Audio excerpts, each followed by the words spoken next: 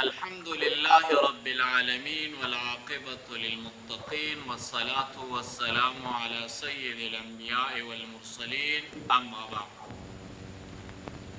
محترم من دا امانت مبارک یو څو مسائل دا ویلو او نننۍ ویډیو کې به مونږه دا امانت مبارک یو څو مسائل لا وایو. نو دې کې لومبۍ مسأله دا ده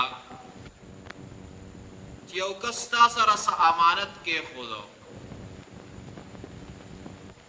اوس د دغې امانت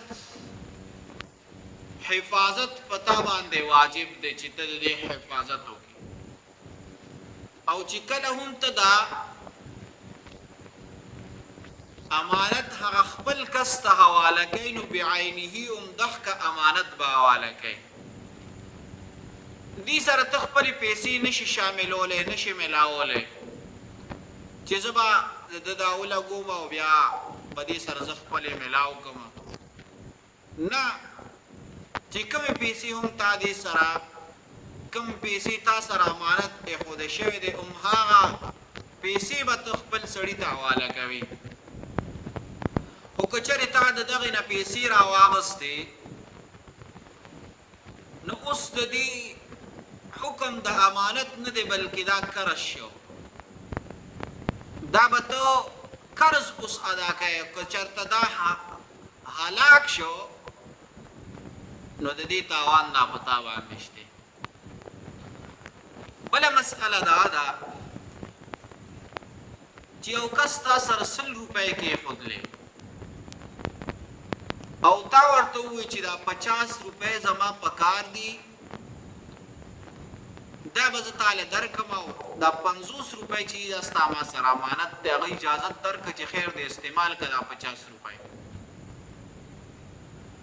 اوس دغه 50 روپۍ چې کله تا سره واپس وشوې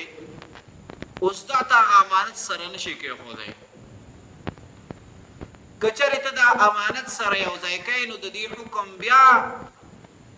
د قرض شو، نو دا به ته دې امانت سره دا نه یو ځای کوې.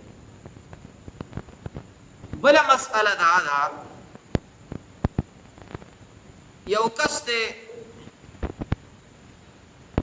هغه تا سره امانت کې بیزه کېښوده، غوا یې د سره کېښودله یا یې د سره غویې دا کېښودو. اوس د دې مالک د اجازت نه بغیر ته په هغې باندې غویي باندې کار نشي کولی، ایوي پې نشي کولی، دغه شانتې د غوا د میخې پی نشي استعمالولی چې څو هغه اجازت تا ته نه وي کړي. دا امانت دی. بله مسئله دا ده یو کس تا سره امانت کې سره زر کېښودل، سپین زر یې کېښودو، کټ یې کېښودو، ګاډی یې کودرو وغیره وغیره. اوس ته دا استعمالولی نشي. که چېرې ته دا استعمالی او دا مات شو یا دا کټ مات شو یا دا زیورات دا مات شو نو د دې تاوان دا په تا باندې راځي. بله مسئله دا ده چې یو کس تا سره امانت کې غوا ګډه بیزا وغیره دا کېښودل، او هغه تا سره بیمار شو. اوس د بیماری حالت کې تا د هغې ته علاج شروع که دوایي دې ورله ورکړه او دغې دوایۍ سره دغه شیز مړ شو، دغه څاروی دا مړ شو، نو اوس د دې دا تاوان په تا باندې دی. دا تاوان به ته ورکوې دې مالک ته. بله مسئله دا ده یو کس تا ته پیسې درکړې او تا هغه پیسې راواغستې بټوه کې دې کېښودې، امانت په طور پیسې درکړې بټوه کې دې کېښودې یا د جیب کې کېښودې، ستا دا خیال و چې دا ما بټوه کې کېښودې یا مې جیب کې کېښودې او دغه پیسې تا نه کته پرېوتلې، اوس دا تاوان په تا باندې نشته. که دا مال ختم شو نو دا د مالک دا ختم شو، دا یو امانت و او دا چې پرېوته دا ختم شو نو بس دا د مالک پیسې ختم شو. بله مسئله دا ده یو کس تا سره امانت یې خو پیسې د سره یې خوي هم هغه کس تعالی یو کس راولېږو چې دا زما دا امانت دادی مال راړ اوس دا تا ته اختیار دی کچری ته دا پیسې دته ورکړي یا د دنه دا مطالبه کوي چې اصل کس چې کوم دی هغه راولېږه زه به هغه له پیسې ورکوم نو هم دا جایز دی ته تا ته اختیار دی او کچری ته دا سړی ښه سړی میلاو شو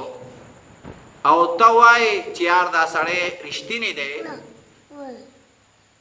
دا پته ولګي چې دا سړی رښتینی دی او پیسې دې ورکړې او بیا ستا نه مالک مطالبه کوي چې ماله به ته پیسې راکړې نو اوس دا تاوان پتا باندې دی ته به دغه مالک له پیسې ورکړې او دغه کس چې کوم درنه وړلي هغه نه به ته خپلې پیسې اخلي نو دا ښه شانتې دا یو څو مسایل دي د امانت په باره کې دا یاد کوي او نورو ملګرو سره ضرور شیر کوي جزاکم الله